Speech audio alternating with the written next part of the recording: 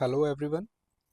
और जैसा कि आप सभी को पता है कि अब सिर्फ उत्तराखंड पीसीएस के प्रीलिम्स एग्ज़ाम में 10 दिन बचे हैं, तो ऐसे में बहुत ज़रूरी हो जाता है कि हम एक कंसाइज और प्रिसाइज रिवीजन करें हर एक सब्जेक्ट का। इसी लिए हम लेके आ रहे हैं आपके लिए यूके पीएससी 2024, और जिसमें हम सबसे पहले हिस्ट्री का रिवीजन करेंगे।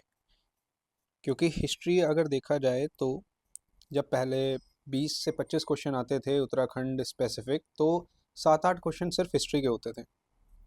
और अब जब उत्तराखंड पीएससी ने बोल दिया है कि भाई 1/3 क्वेश्चन सिर्फ और सिर्फ उत्तराखंड स्पेसिफिक होंगे, तो आप मान के चलिए कि लगभग आप 20 से 22 क्वेश्चन उत्तराखंड के इतिहास के आप परीक्षा में देखेंगे।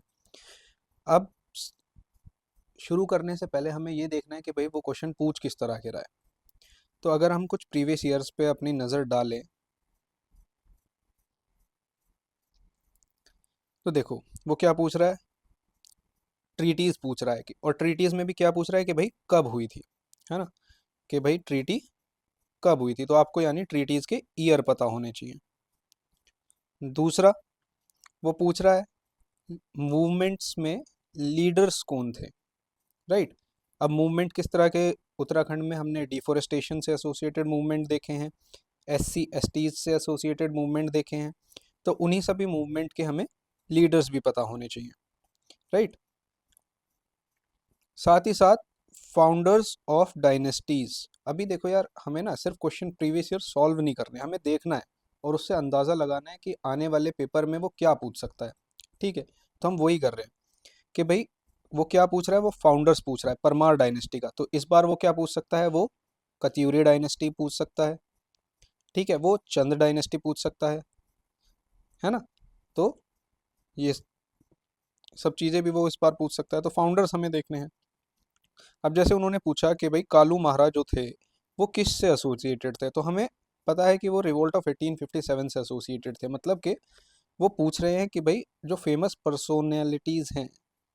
पर्सनैलिटीज़ जो भी हैं, आपको वो पता होनी चाहिए। जैसे कि कुली बेगार मूवमेंट से बद्रीदत्त पांडे एसोसिएटेड हैं, है ना। सिमिलरली ऐसे डोला पालकी मूवमेंट, चिपको मूवमेंट, है ना, गौरी देवी जैसे चिपको मूवमेंट से एसोसिएटेड हैं, है ना। तो ये सब आपको पता होना चाहिए। उसके बाद वो पूछ रहा है कि भाई हिस्ट्री ऑफ उत्तराखंड इटसेल्फ, कि भाई उत्तराखंड का इतिहास में नाम क्या था। ठीक है, उसको पुराणों में क्या बोलते थे, उसको मिडाइवल पीरियड पे क्या बोलते थे, वो भी आपको पता होना चाहिए। देन नेशनल लेवल पे जो पर्सनैलिटीज थी उनका contribution in the history of Uttarakhand हमें पता होना चाहिए। ठीक है। सिमिलरली जो नेशनल मूवमेंट हुआ उसमें उत्तराखंड की पर्सनैलिटीज़ का क्या रोल था। तो मतलब हमें नेशनल मूवमेंट में उत्तराखंड की पर्सनैलिटीज़ का रोल, साथ ही साथ नेशनल पर्सनैलिटीज़ का उत्तराखंड में रोल, दोनों ही हमें पता होने चाहिए। सिमिलरली रूलर्स हमने देख ही लिए हैं भाई, founders and rulers was important, है ना। तो इन्हीं सब को हम ध्यान रखते हुए, एनालाइज करते हुए हम एक पूरा हिस्ट्री का अब ये मैराथन करने वाले हैं, और कोशिश करेंगे कि हम मेजरली सारे फैक्ट इसमें कवर कर लें। और रेदर देन मैं आपको वन वर्ड और आंसर सीधा रटवाना शुरू करूं, मैं आपको एक पूरा सीरीज़ में एक चीज़ ये पढ़ा दूंगा, ताकि जब आप पेपर में बैठे तो आपको फैक्ट याद करने की ज़रूरत ना पड़े, आपको ये याद ना करना पड़े कि भाई वहाँ पे क्या लिखा था, वो क्या था, ये क्या था। आपको वो स्टोरी दिमाग में चले और आप फटाफट से आंसर करते चले जाएं। और अगर आप ये फॉलो करते हैं तो आई बिलीव के पेपर में अगर 20 से 22 क्वेश्चन आ रहे हैं ना, 20 से 22 क्वेश्चन आ रहे हैं, तो easily you will be able to do 18-19 questions from this only, right। तो चलो शुरू करते हैं। ठीक है, सबसे पहले हमें नाम याद रखना है हेनवुड। अब ये हेनवुड कौन थे, तो भाई जो भी आर्कियोलॉजिकल डिस्कवरीज की स्टार्ट हुआ, है ना, आर्कियोलॉजिकल डिस्कवरीज का स्टार्ट हुआ उत्तराखंड से एसोसिएटेड, वो उसका जो क्रेडिट है वो किसको जाता है, हेनवुड को जाता है। ठीक है, क्योंकि उन्होंने 1856 में आर्कियोलॉजिकल डिस्कवरीज की about the past of Uttarakhand. ठीक है, और ये डिस्कवरीज कहाँ कहाँ पे हुई, उत्तरकाशी डिस्ट्रिक्ट में हुई, चमोली डिस्ट्रिक्ट में हुई, अल्मोड़ा डिस्ट्रिक्ट में हुई, और पिथौरागढ़ डिस्ट्रिक्ट में हुई। ठीक है, अगर हम उत्तराखंड का मैप देखें तो ये चारों ही क्या हैं, हिमालयन स्टेट्स हैं। ठीक है, बॉर्डर स्टेट है जो तिब्बत और आपके नेपाल से बाउंड्री बनाती हैं। अब ऐसा क्यों हुआ? ठीक है, तो इसका भी वैसे तो यार देखो ये इतना ज़रूरी नहीं है जानना, बट जान लेते हैं, क्योंकि जो एंशंट मैन थे, है ना, जो एंशंट पीपल थे अर्ली पीरियड में, वो लोग रेदर देन कि वो प्लेन्स पे रहना प्रेफर करें, क्योंकि भाई घर बनाना तो आता नहीं था, कहाँ रहते थे, केव्स में, और केव्स नेचुरली कहाँ प्रेजेंट होगी, पहाड़ों में। तो इसलिए वो लोग भी कहाँ रहते थे, पहाड़ियों में रहते थे, क्योंकि वहाँ पे नेचुरल केव्स अवेलेबल होती थी। खैर, let's get back to our discussion of history of Uttarakhand. ठीक है,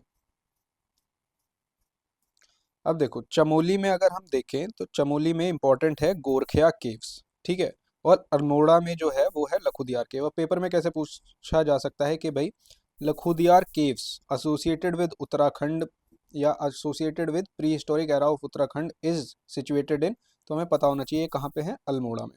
सिमिलरली गोरखिया केव्स अगर वो पूछ रहा है, हमें पता होना चाहिए कहाँ है, चमोली में। अब ये फेमस क्यों है? यहाँ पे आपको मिली हैं प्री हिस्टोरिक पेंटिंग्स, यानी जो दीवार पे पेंट करते थे ना कि भाई ये है, ठीक है, और बहुत सारे लोग एक साथ ग्रुप में खड़े हुए हैं और वो डांस कर रहे हैं, इस तरह की प्री हिस्टोरिक पेंटिंग्स हमें कहाँ मिलती हैं? लखुदियार केव्स और गोरखिया केव्स में मिलती हैं, जो कहाँ पे स्थित स्थित है, अल्मोड़ा और चमोली में। ठीक है, उसके बाद हम उत्तराखंड को अगर हम वैदिक टाइम्स में देखें, वैदिक टाइम्स में सबसे पहले हमें कहाँ पे इसका वर्णन मिलता है? वो मिलता है हमें ऋग्वेद में। ठीक है, Rigveda is the ancient, most ancient book of our history, right, 3000 साल पुरानी है। तो सबसे ज़्यादा जो है ऋग्वेद में ही उत्तराखंड का वर्णन किया गया है, और सबसे पहली बार भी उत्तराखंड का वर्णन ऋग्वेद में ही देखने को मिलता है। ऋग्वेद के ब्राह्मण हैं, ब्राह्मण क्या होते हैं? The commentaries on Vedas is known as Brahmanas. और उन ब्राह्मण में से एक बहुत ही इंपॉर्टेंट ब्राह्मण है ऐत्रेय ब्राह्मण। ठीक है, जो कि एसोसिएटेड है ऋग्वेद से। ऐसे ही और भी ब्राह्मण हैं, जैसे कि कौशटिकी, है ना, गोपथ, वो अलग अलग वेदास से है, जैसे कि यजुर्वेद, अथर्ववेद, है ना, सामवेद, उनसे एसोसिएटेड है। बट हमें क्या याद रखना है? हमें याद रखना है ऐत्रेय ब्राह्मण जो है किससे एसोसिएटेड है? ऋग्वेद से एसोसिएटेड है, और उसमें उत्तराखंड को क्या बोला गया है? उत्तर कुरु बोला गया है। इसको दूसरी तरह से भी एग्जाम में पूछा जा सकता है कि भाई अगर आपसे पूछे कि इन द पीरियड ऑफ महाजनपदास, है ना, महाजनपदास का वर्णन कहाँ पे मिलता है? ऐत्रेय ब्राह्मण में भी मिलता है। और in the period of Mahajanapadas Uttarakhand is known as, तो हमें आंसर लगाना क्या है? उत्तर कुरु। उत्तर कुरु मतलब क्योंकि कुरु एक महाजनपद था, और कुरु के उत्तर में, यानी कि कुरु के नॉर्थ में क्या था? उत्तराखंड का रीजन था। उसके बाद हम बात करेंगे कि पुराण की। तो पुराण कितने हैं? टोटल 18 पुराण हैं, जिसमें से सबसे लार्जेस्ट पुराण कौन सी है? स्कंद पुराण। ठीक है, और स्कंद पुराण जो है वो हिमालयाज के 5 रीजन, हिमालयाज के 5 रीजन्स के बारे में डिस्कस करती है। और उसमें से उत्तराखंड के 2 रीजन भी उसमें डिस्कस किए गए हैं, गढ़वाल और कुमाऊं के। जिसमें गढ़वाल को क्या बोला गया है? केदार खंड। और कुमाऊं को क्या बोला गया है? मानस खंड। ठीक है, या फिर कुर्मांचल। क्यों? अब इसमें मतलब हमें ये याद रखना क्यों ज़रूरी है, क्योंकि ऐसा ऑलरेडी क्वेश्चन पूछा जा चुका है 2022 में कि भाई in ancient Puranas Garhwal region is known as. तो हो सकता है इस बार वो कुमाऊं पूछ ले, है ना। तो हमें याद रखना है कि गढ़वाल को क्या कहते थे? केदारखंड। और कुमाऊं को क्या बोलते थे? मानस खंड। और यही मैं अगर पूछूं कि भाई ऐत्रेय ब्राह्मण को क्या बोलते थे, तो आपने बताना है कि उत्तर कुरु बोलते थे। क्यों बोलते थे? क्योंकि कुरु महाजनपद के उत्तर में ये स्थित था। तीसरी इंपॉर्टेंट चीज़ अगर हम यहाँ पे देखें in the ancient period only, तो भाई अभिज्ञान शकुंतलम, जिसने नहीं सुना वो ध्यान से सुन ले। जिसको पता है किसने लिखी थी, it was written by Kalidas. It is a love story of course. और ये जो कंपोजिशन थी ये कहाँ हुई थी? उत्तराखंड में की थी। बट उत्तराखंड में भी कहाँ की थी, है ना। तो उत्तराखंड में हमें पता है 2 विद्यापीठ होती हैं। ठीक है, 2 विद्यापीठ हैं, कहाँ कहाँ? एक है कण्वाश्रम और दूसरा है बद्रिकाश्रम। दोनों ही विद्यापीठ बहुत इंपॉर्टेंट है। कण्वाश्रम क्यों इंपॉर्टेंट है? कण्वाश्रम इंपॉर्टेंट है बिकॉज यहाँ पे कालिदास जी ने क्या किया था? अभिज्ञान शकुंतलम की कंपोजिशन की थी। वहीं बद्रिका आश्रम क्या है? बद्रिका आश्रम कहाँ पे सिचुएटेड है? अलकापुरी में, जिसको क्या कहा जाता है? मनुज होम, या फिर कुबेर की कैपिटल भी इसको कहा जाता है। मनु, यू नो, जिसने मनुस्मृति लिखी है, the very first man of, है ना, the very first man is known as Manu. And उनका ही जो घर है उसको क्या बोला जाता है? अलकापुरी, और वो कहाँ पे है, और वहीं उसी अलकापुरी में क्या है, बद्रिका आश्रम सिचुएटेड है। अब आगे चलें, अगर एंशियंट टाइम से ही एसोसिएटेड और भी डिस्ट्रिक्ट्स हैं उत्तराखंड के जो एसोसिएटेड हैं, जैसे कि टिहरी। टिहरी क्यों फेमस है? टिहरी में ऋषि वशिष्ठ जो थे उनकी वजह से टिहरी फेमस है। जो नागाज की डायनेस्टी थी वो कहाँ पे थी? पिथौरागढ़ में। अब आपसे पूछ सकते हैं, बहुत सारे नागाज के टेम्पल हैं, अब रेदर देन मैं आपको सारों के नाम यहाँ पे रटवाऊँ, तो आपको बस इतना याद रखना है कि नागाज जो है वो कहाँ से एसोसिएटेड है? पिथौरागढ़ से। ठीक है, अब वो पूछे कि भाई नागाओं का ये वाला नाग टेम्पल कहाँ पे है, तो 80 to 90% टाइम वो कहाँ पे होगा? पिथौरागढ़ में ही होगा। ठीक है, और हमें यही करना है यार, देखो सब कुछ तो हम नहीं पढ़ सकते ना, 10 दिन बचे, ना ही सब कुछ रिवाइज किया जा सकता है, तो मोस्ट इंपॉर्टेंट चीज़ हमें याद रखनी है। ऐसे ही देहरादून भी बहुत इंपॉर्टेंट है, इसको तो भाई स्टार मार्क कर लो। क्यों कर लो? क्योंकि भाई यहाँ पे मिलता है अशोक का कलसी इंस्क्रिप्शन। ठीक है, अशोक का कलसी इंस्क्रिप्शन पेपर में हो सकता है सीधा सीधा यही सवाल आ जाए कि अशोक का कलसी इंस्क्रिप्शन कहाँ, कौन से जिले में मिलता है, तो आपने बता देना है देहरादून में मिलता है, और फटाक से अगले क्वेश्चन पे मूव कर जाना है। साथ ही साथ देहरादून में क्या मिलता है? प्रिंसेस ईश्वरा का लाख मंडल इंस्क्रिप्शन भी कहाँ मिलता है? देहरादून में मिलता है। और ये लाख मंडल इंस्क्रिप्शन क्यों फेमस है? क्योंकि ये बात करता है यदुवंशीज की। ठीक है, जो फोर्थ जो डिस्ट्रिक्ट जो इम्पोर्टेंट है वो है चंपावत। ठीक है, चंपावत में है कुमाऊं कंतेश्वर पहाड़ियाँ। ठीक है, कौन सी पहाड़ियाँ? कुमाऊं कंतेश्वर के, है ना। और कुमाऊं कंतेश्वर पहाड़ियों की वजह से देखो यहाँ पे आपको नाम दिख रहा है ना, कुमाऊं, है ना, कुमाऊं नाम दिख रहा है, तो इसी के ऊपर, इन्हीं कुमाऊं कंतेश्वर पहाड़ी के ऊपर जो दो रीजन में देखो उत्तराखंड डिवाइडेड है, एक गढ़वाल एक कुमाऊं, और वो कुमाऊं नाम कहाँ से आया? इन्हीं पहाड़ियों से आया, कुमाऊं कंतेश्वर पहाड़ी से आया। अब वो कुमाऊं कंतेश्वर पहाड़ी कहाँ पे स्थित है? वो चंपावत जिले में स्थित है। ठीक है, यहाँ से आपको मिल जाता है नेम ऑफ कुमाऊं। अब कुछ डायनेस्टीज की बात कर लेते हैं। तो जो फर्स्ट डायनेस्टी हमें याद रखनी है वो है कुनिंद डायनेस्टी, जिसको क्या बोला जाता है? पुलिंद डायनेस्टी भी बोला जाता है। अब देखो पेपर में यहाँ से किस तरह के क्वेश्चन आते हैं, वो आपसे क्या पूछ सकता है? उसके फेमस रूलर पूछ सकता है, इंपॉर्टेंट रूलर्स पूछ सकता है, इंपॉर्टेंट रूलर्स द्वारा किए गए काम पूछ सकता है, या फिर क्या पूछ सकता है कि भाई उनकी कैपिटल क्या थी। मेजरली यही क्वेश्चन आएंगे, और अगर हमने इतना पढ़ लिया तो यार देखो सारे क्वेश्चन तो हमने वैसे भी नहीं करने, हमने क्या करना है? 80 to 90% क्वेश्चन करने, वो अपने यहाँ से आराम से निकल जाएंगे।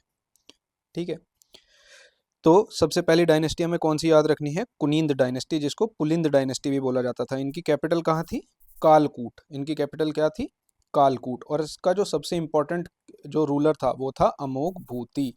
और इनका जो इम्पोर्टेंट काम था, इन्होंने सिक्के चलवाए थे। कैसे सिक्के? सोने के? नहीं भाई, सोने के सिक्के नहीं चलवाए थे, वो इन्होंने चलवाए थे कॉपर और ब्रॉन्ज के।